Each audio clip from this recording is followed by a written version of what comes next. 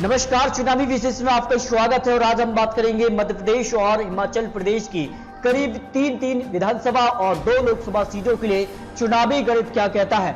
जहां दोस्तों 2022 को लेकर इसे सेमीफाइनल की तरह देखा जा रहा है और कहीं न कहीं विधानसभा चुनाव को लेकर ये तस्वीर साफ करेगा कि जनता किसके साथ इस वक्त दिखाई देने लगी है, किस कार का माहौल किस राज्य में किस कार का बना हुआ है। और यहाँ पर हिमाचल प्रदेश की करीब 3 विधानसभा सीट और 1 लोकसभा सीट पर 30 अक्टूबर को वोटिंग होने वाली है और 2 अक्टूबर के इसके रिजल्ट सामने आ जाएंगे। लेकिन इसके साथ ही करीब 30 विधानसभा सीटों पर उपचुनाव होना है, लेकिन उसके लिए सबसे महत्वपूर्ण मध्य प्रदेश की 4 विधानसभा सीटों पर जो उपचुनाव होना है, जिसमें 3 विधानसभा सीट और 1 सीट लोकसभा सीट भी शामिल है, क्योंकि ज्योतिरादित्य समेत कई और बड़े दिग्गज नेता चुनावी मैदान में थे और कहीं न कहीं उस चुनाव में जरूर बीजेपी को फायदा हुआ था। लेकिन एक बार फिर से उपचुनाव मध्य प्रदेश में होने वाला है, लेकिन इस बार किसका परचम लहराएगा, इसको लेकर सटीक और महत्वपूर्ण विश्लेषण सामने आ चुका है। जहां दोस्तों मध्य प्रदेश की 3 विधानसभा सीटों में से सबसे महत्वपूर्ण मानी जा रही है जोबोट विधानसभा सीट, क्योंकि यहाँ पर काफी कुछ होने वाला है। क्योंकि यहाँ के आंकड़े कहते हैं कि पूर्व विधायक रावत हाल ही में कांग्रेस छोड़ बीजेपी में आई है और बीजेपी ने ही उनको यहाँ कर चुनावी मैदान में अपनी तरफ से उतार दिया है। और भाजपा ने अगर बात करें तो करीब यहाँ से जो कांग्रेस उम्मीदवार सुलोचना रावत रही हैं, उन्होंने कांग्रेस की तरफ से करीब 1998 और 2008 में 2 बार कांग्रेस के टिकट पर जीत हासिल की है, लेकिन अब वह भाजपा में आ चुकी है और भाजपा ने उनको यहाँ पर चुनावी मैदान में उतार दिया है। यानी इस सीट पर कहीं ना कहीं अब दावेदारी मजबूत मानी जा रही है। लेकिन 2018 विधानसभा चुनाव हुआ था, उसमें कांग्रेस ने यहां पर बाजी मारी थी, लेकिन इस बार किसका परचम होगा ये तो आने वाला वक्त ही बताएगा। लेकिन अब रेगांव विधानसभा सीट के आंकड़े क्या कहते हैं। जहां दोस्तों रेगांव विधानसभा सीटों की अगर आंकड़ों की बात करें तो यहां पर भाजपा ने जो है यहाँ पर प्रतिमा बागड़ी को चुनावी मैदान में उतारा, तो कल्पना वर्मा को जो है यहाँ पर कांग्रेस ने अपना उम्मीदवार बनाया है। लेकिन यहाँ पर बात की तो कांग्रेस ने यहाँ पर जो कल्पना वर्मा को टिकट दिया है, और वर्मा ने 2008 में विधानसभा चुनाव में बागड़ी के खिलाफ चुनाव लड़ा था, इस कारण से उन्हें यहाँ पर चुनावी मैदान में उनको उतारा है। जबकि सीट पर 2018 में जो है बीजेपी ने यहाँ पर जीत हासिल की थी, लेकिन बीजेपी यहाँ पर जो एमएल थे उनके निधन कारण ये सीट खाली हुई है। ऐसे में बीजेपी ने उनकी ही बहू यहाँ पर प्रतिमा बागड़ी को चुनावी मैदान में। अब बात करते हैं पृथ्वीपुर विधानसभा सीट को लेकर क्या कुछ आंकड़े हैं, क्योंकि पृथ्वीपुर के आंकड़ों में बात करें तो कांग्रेस से एमएलए निधन के कारण यह सीट खाली हुई है। जबकि यहां पर बात करें तो पूर्व मंत्री बृजेंद्र सिंह राठौर के निधन से यह सीट खाली हुई है और ऐसे में पृथ्वीपुर से कांग्रेस ने उनके पुत्र नितेंद्र राठौर को यहां पर उम्मीदवार बनाया है। और यहां पर जबकि भाजपा ने यहां पर शिशुपाल यादव को चुनावी मैदान में उतारा है। जबकि शिशुपाल यादव की एक और बात सामने आई है कि शिशुपाल यादव समाजवादी पार्टी छोड़कर बीजेपी में शामिल हुए हैं। यानी उपचुनाव के 3 विधानसभा सीटों में अगर बात करें तो बीजेपी ने करीब 2 ऐसे कैंडिडेट को उतारे हैं जो कांग्रेस छोड़ बीजेपी में शामिल हुए हैं और एक समाजवादी पार्टी छोड़ बीजेपी में शामिल हुए हैं। यानी कहीं ना कहीं दल बदल नेताओं को ही बीजेपी ने अपना उम्मीदवार एक बार फिर से बनाया। लेकिन खंडवा लोकसभा सीट पर क्या कुछ आंकड़े यहां पर निकल कर सामने आ रहे हैं। खंडवा सीट की अगर बात करें तो बीजेपी ने जो है सीट पर 2019 में जीत हासिल की थी, लेकिन यहां पर एमएलए निधन के चलते सीट खाली है। ऐसे में कांग्रेस ने राजनारायण सिंह को अपना उम्मीदवार बनाया, जबकि यहां पर बीजेपी ने ज्ञानेश्वर पाटिल को अपना उम्मीदवार बनाया है। यानी कहा जाए सीट पर जो है बीजेपी का पलड़ा भारी नजर आ रहा है। लेकिन 4 सीटों का ओपिनियन पोल क्या कहता है, इसको लेकर भी आपको यहां पर जो है आंकड़े दिखाने वाले हैं। और बता दें कि मध्य प्रदेश की इन 4 सीटों पर करीब 55 उम्मीदवार चुनावी मैदान में है। यहां पर करीब 3 विधानसभा सीटों पर 19 जो है प्रत्याशी चुनावी मैदान में, जबकि लोकसभा की 1 सीट पर करीब 16 उम्मीदवार चुनावी मैदान में उतरे हैं। यानी कहा जाए तो यहां पर काफी महत्वपूर्ण है। और यहां पर जोबेट जो है एससी सीट है और इसके अलावा यहां पर करीब 9 उम्मीदवार चुनावी मैदान में हैं, जबकि पृथ्वीपुर विधानसभा सीट पर करीब 11 प्रत्याशी चुनावी मैदान में हैं।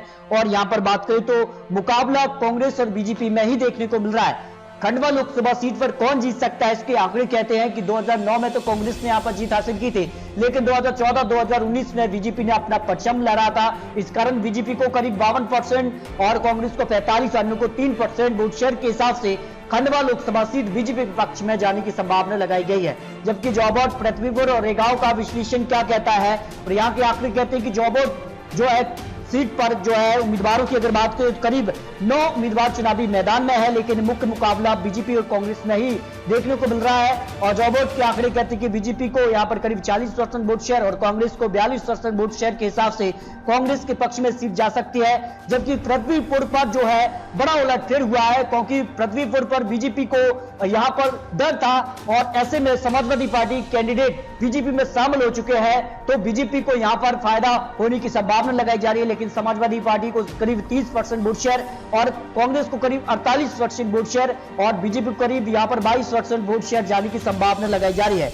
लेकिन बीजेपी ने चाल जरूर चली है कि समाजवादी पार्टी को अपना कैंडिडेट बनाया है। ऐसे में 2 सीटों पर जो है बीजेपी ने एक कांग्रेस उम्मीदवार को अपना कैंडिडेट बनाया, जबकि एक सीट पर जो है पृथ्वीपुर पर समाजवादी पार्टी से आए कैंडिडेट को अपना उम्मीदवार बनाया है। जबकि रेगांव के आंकड़े में कांग्रेस करीब 36% और भाजपा को यहां पर 47% वोट शेयर के हिसाब से रेगांव विधानसभा सीट बीजेपी पक्ष में जाने की संभावना लगाई जा रही है।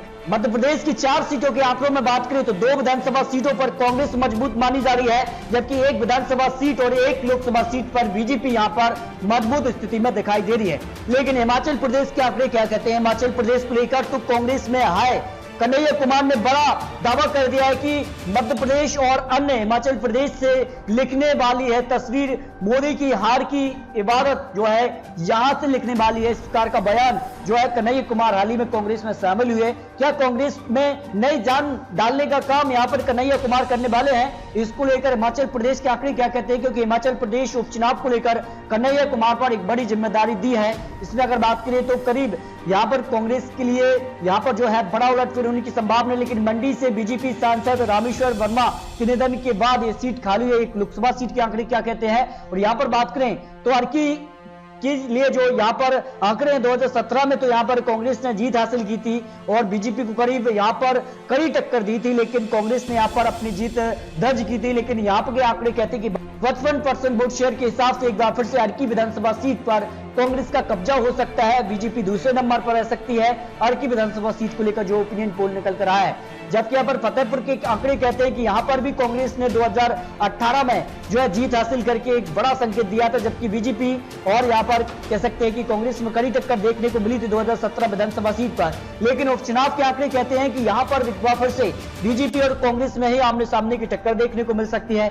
जबकि जुब्बल कोटकई असेंबली विधानसभा उपचुनाव को लेकर भी 2017 में तो यहां पर जो है बीजेपी ने जीत हासिल की थी और कांग्रेस और बीजेपी में यहां पर भी कड़ी टक्कर देखने को मिली थी। लेकिन इस बार क्या कुछ होने वाला है? जिस कार की जिम्मेदारी कन्हैया कुमार को मिली है, इस पर क्या कुछ हो सकता है? इस पर 51% वोट शेयर हिमाचल प्रदेश में बीजेपी पक्ष में जुब्बल कोटकई विधानसभा उपचुनाव को लेकर आकर हैं, जबकि बीजेपी को करीब 44% वोट शेयर, अन्य को 5% वोट शेयर जाने की संभावना यहां पर लगाई गई है। जबकि यहां पर मंडी लोकसभा सीट पर जो ओपिनियन पोल के आंकड़े इस पर भी कांग्रेस को मजबूती मिल रही है, जबकि 52% वोट शेयर यहां पर कांग्रेस को लोकसभा सीट पर भी और 44% वोट शेयर जो है वो बीजेपी कक्ष में जाने की संभावना यहां पर लगाई जा रही है। हिमाचल प्रदेश की 3 विधानसभा सीट और 1 लोकसभा सीट के आंकड़ों में बात करें तो करीब 3 सीटों पर कांग्रेस मजबूत है और 1 सीट पर बीजेपी मजबूत स्थिति में दिखाई दे रही है। आने वाले वक्त में और भी यहाँ पर जो राज्य है उन पर भी यहाँ पर चुनाव आयोग ने यहाँ पर उपचुनाव के लिए तारीखों का ऐलान कर दिया है, जिसमें अगर बात करें तो आंध्र प्रदेश की 1 सीट,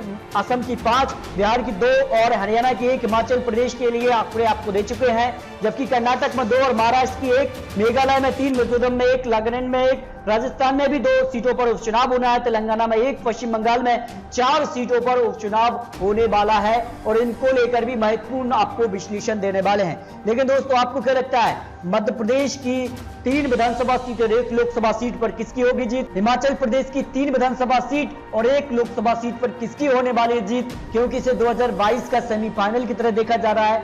अपनी राय कमेंट बॉक्स में जरूर किए। मिलते हैं और सटीक महत्वपूर्ण विश्लेषण के साथ, तब तक के लिए जय हिंद, जय भारत।